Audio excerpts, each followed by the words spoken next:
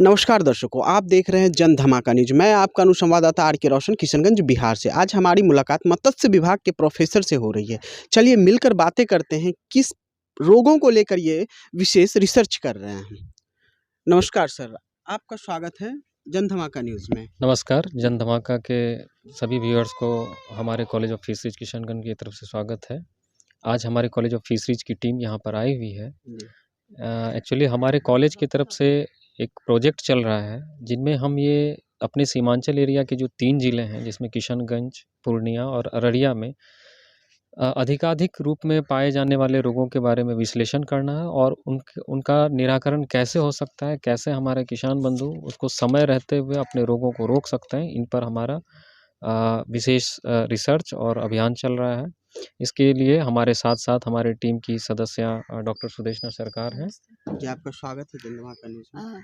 बहुत-बहुत धन्यवाद। मैं डॉक्टर सुदेशना सरकार, मैं प्राणी जो जलीय प्राणी हैं उनका जो स्वास्थ्य विभाग में असिस्टेंट प्रोफेसर के रूप में काम करती हूँ। तो आज हम आए हैं मिस्टर बिजली प्रसाद सिंह की फार्म में कि क्या कोई रोग है कि नहीं, ये सब जाँच करने, क्योंकि रोग को रोकने के लिए पहले तो जानने की बहुत ज़रूरी है क्या-क्या रोग हो सकता है। तो पहले ही अगर हम जाँच कर लें कि क्या रोग हो सकता है, तो फार्मर जो है उनको हम सलाह दे सकते हैं कि ऐसा टाइप का कोई भी अगर लक्षण दिखे तो पहले से ही वो सावधान हो जाए और हम लोगों को बताए, या फिर जो भी हम लोग उसको रोकने के लिए जो भी कर सकते हैं वो सलाह दे पाए।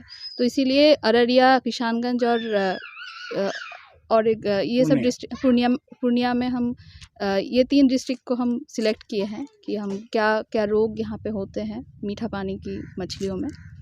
तो अभी आज शुरुआत किए हैं इस काम का। तो आज यहाँ पे आए हैं ठाकुरगंज में। चल रही है। हाँ, रिसर्च चल रही है हम लोगों का।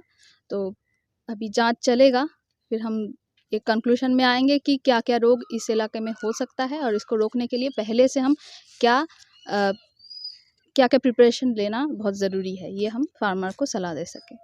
बहुत-बहुत जी, कुछ बता रहे थे सर। यही है हमारे जो एरिया में बेसिकली देखा गया, जैसा कि हमारी बात हुई बिजली प्रसाद सिंह से, तो जी। इन्होंने बताया कि जो इन्होंने भूतकाल में देखा है, सबसे पहले मछलियों पर घाव कुछ लगे हुए रोगों को इन्होंने देखा है। और हमारा भी जो पूर्व अध्ययन रहा है वो ऐसा है कि जो अक्टूबर, नवंबर और दिसंबर का समय काल होता है, उस समय कुछ इपोजिटिक अल्सरेटिव सिंड्रोम जिसको हम लोग बोलते हैं, वो बहुत सारी मछलियों में पाया जाता है। तो इसके साथ-साथ ही बहुत सारे जो बैक्टीरियल रोग हैं, जो कवक के से फैलने वाले रोग हैं, उनका निराकरण कैसे हो समय से पूर्व, ताकि हमारे जो किसान बंधु हैं, अपने आय को, जो उनका 100 में से 15 रुपए का जो नुकसान होता है, उसके कल्चर पीरियड में, वो उनको रोक पाएँ, उनको अच्छे तरीके से कर पाएँ। इसके लिए हमारी सारी टीम काम कर रही है अलग-अलग क्षेत्र में। और बस अभी तो फ़िलहाल ये पहला फ़ार्म है और हम लोग आए हैं और इनका सहयोग हम लोगों को मिल रहा है और आशा करता हूँ कि आगे आने वाले समय में भी इनके द्वारा जो सहयोग अपेक्षित है वो मिलता रहेगा। और यदि प्रश्न हो इससे संबंधित तो आप जी, पूछ जो सकते रोग हैं। अगर जाँच में आती है तो उस पर क्या आप लोग निर्णय लेंगे? देखिए, जैसे यदि हम एक सर्वे कर लेते हैं और यदि हमको पता चलता है कि कुछ रोग जो इस एरिया में, इस इलाके में बहुत ज़्यादा पाई जा रही है, तो हम उसमें उसके लिए क्या प्रिकॉशन ले सकते हैं पहले ही? क्या वाटर क्वालिटी ऐसी है जो उस रोग का जो आउटब्रेक होता है उसको उस रोग को होने से पहले ही उसका कंट्रोल किया जा सके? और यदि ये है, क्योंकि हम लोग जानते हैं कि precaution is always a basic element. So precaution is better than cure, हम लोग पहले से ही जानते हैं। तो सावधानी जो है वो रखनी चाहिए और सावधान होने के लिए हमको क्या करने की आवश्यकता है? तो अभी बहुत सारी इन्फॉर्मेशन हम लोगों ने कलेक्ट किया है इनसे और इनके फार्म पे अभी हम लोगों ने इनकी वाटर क्वालिटी पैरामीटर्स वो सेलेक्ट किए हैं और अभी आने वाले समय में अभी जो फिश सैंपलिंग चल रही है सामने में, तो कुछ फिश सैंपल भी हम लोग लेने का काम करेंगे और फिर आगे उसके ऊपर में देखना है कि ये इसमें आखिर किस-किस तरह के परजीवी जो हैं वो या फिर कोई बैक्टीरिया है और आने वाले समय में किस तरह के अपॉर्चुनिस्ट पैथोजन कि यदि उनका स्वास्थ्य कंप्रोमाइज़ हो जाता है तो आउटब्रेक होने की संभावना है। जी, नमस्कार सर। Thank you. देख रहे थे प्रोफेसर साहब पूरी रोगों को बता रहे थे। जी, आप देख पा रहे थे कि प्रोफेसर साहब पूरी रोग की जांच की पड़ताल कर रहे हैं कि कौन सा रोग यहाँ पर पाया जाता है। तो चलिए इस संबंध में बिजली प्रसाद सिंह से भी मिलते हैं जो किसान हैं मत्स्य के। आइए मिलते हैं। सर आपका स्वागत है जन धमाका न्यूज़ में। आपके चैनल को भी सबसे पहले हमारा जो है धन्यवाद। समय समय पे आप जो है हर क्षेत्र में हर कार्य में बहुत अग्रणी जो है सीमांचल में आपका चैनल रहता है। इसके लेकर के मैं सबसे पहले आपके द्वारा आपके चैनल को बहुत बहुत धन्यवाद दे रहा हूँ। जी जी धन्यवाद सर। सर आप किसान हैं, किस प्रकार की बीमारियों को आप देख रहे थे? देखिए, सीमांचल में जो मत्स्य की खेती है ये किसान के लिए बहुत ही लाभदायक है और किसान इस पर में जो है अच्छा खासा जो है धान पाट से बढ़िया जो है मछली के पालन से अपना आय को जो है मजबूत किए हैं। और बीमारी के लेकर के जहाँ तक देखा जाए तो अक्टूबर से शुरुआत होती है और दिसंबर तक, जनवरी तक कह लीजिए, एक मेन रोग पाया जाता है जो कि मछली के ऊपर में घाव के जैसा होना और उसको गलना शुरू होता है। और ये कुछ ऐसे खास तबके का माछ है जिसको कि हम लोग अपने भाषा में देसी मछली कहते हैं। और ये मछली आपको जैसे गरई, शौल, मांगुर, देसी मांगुर, इसमें ज़्यादातर जो है ये बीमारी, बुआली, इस समय ज़्यादातर जो है ये बीमारी का जो है लक्षण पाया जाता है। और अभी 4-5 साल से तालाब में भी, क्योंकि पानी जो है बह कर के तालाब में भी बाहर का पानी आ जाता है और इसी के चलते जो है तालाब में भी जैसे बाटा, मिर्का, फंगस, इस सब माछ में जो है ये बीमारी आमतौर पे देखा जाता है। और जब ये बीमारी जब लग जाता है तो इसको ये कह लीजिए जो हैजा प्लेग जो पहले जो सुनते थे, आया गांव में, गांव का गांव साफ हो गया, सेम बीमारी है ये।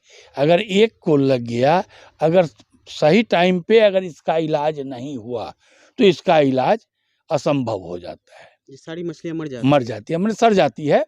जैसे कि हम खुद भुक्तभोगी हैं, हम थ्योरी नहीं बल्कि प्रैक्टिकली वाली बात आपसे कर रहे हैं।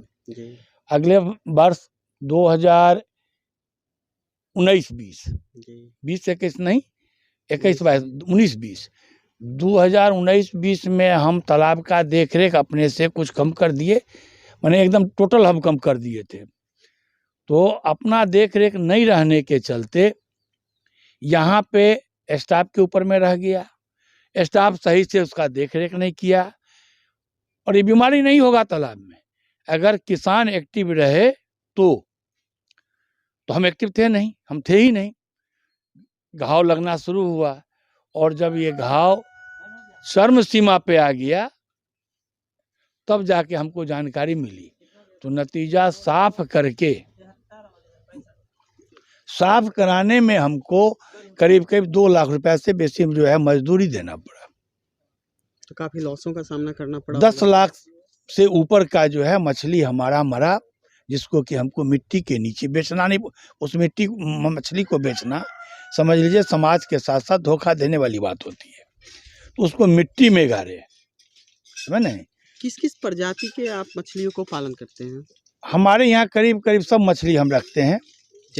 जैसे आप मान लीजिए देसी, हम लोग देसी कहते हैं, अब इन लोगों का भाषा में क्या है, रेहू हो गया, कातल हो गया, मिर्का हो गया, नैनी हो गया, ये बाटा हो गया,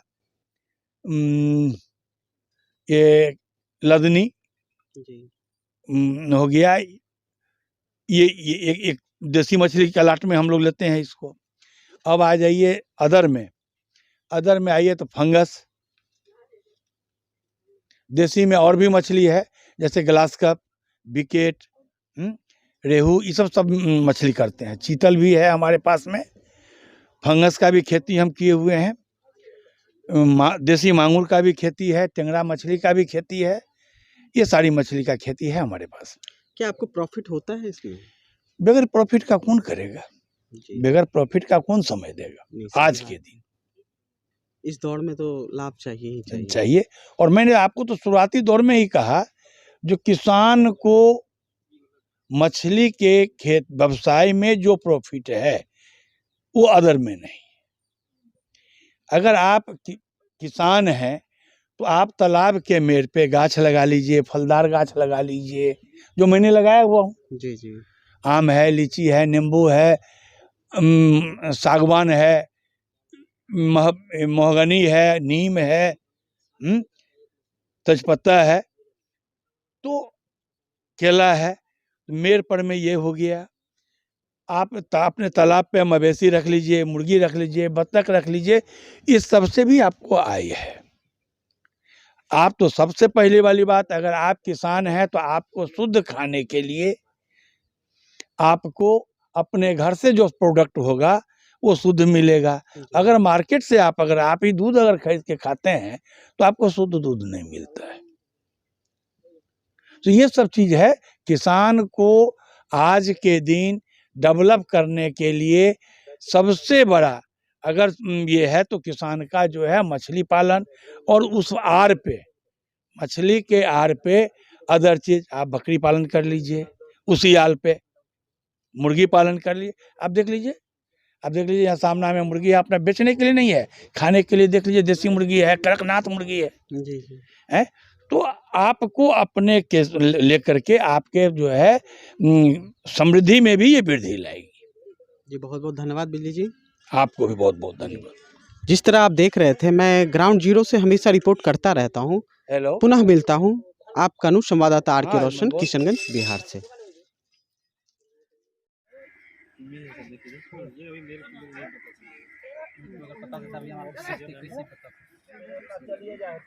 मेल पता है।